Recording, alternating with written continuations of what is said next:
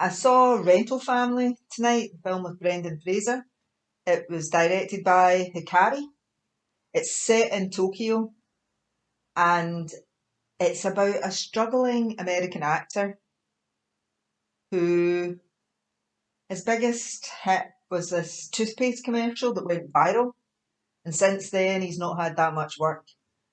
And so he's leading a kind of an empty, meaningless life. He's a stranger. He doesn't have family around him. He doesn't have that many friends. His closest relationship seems to be with a prostitute.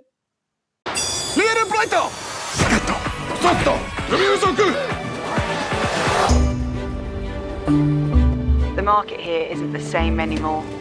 It's half the rate, twice the work. But I got you a gig and the pay is actually pretty good. What's my part? So he's offered work in this business, which rents out actors to play roles in people's lives, like boyfriend or mistress or friend or just anything that somebody might need. And after some initial misgivings about the morality of it, there's no one else knocking at his door, so he takes a job. And I won't go into the story, but along the way, he forms some attachments to the people that he is pretending with. One of them is a little girl who he's pretending to be her father that she doesn't know, and to help her get into school.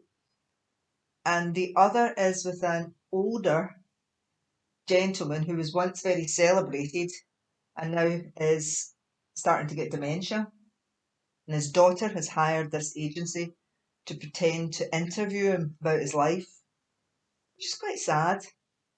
In fact, throughout this film, there's a real undercurrent of kind of melancholy, and it's about loneliness, which is quite a kind of a perfect theme for a film like this, which is set in Tokyo.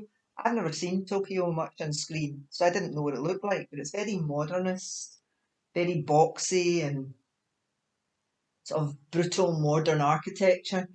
Very beautiful still, but a good backdrop to set against for the theme of loneliness and isolation in the modern world.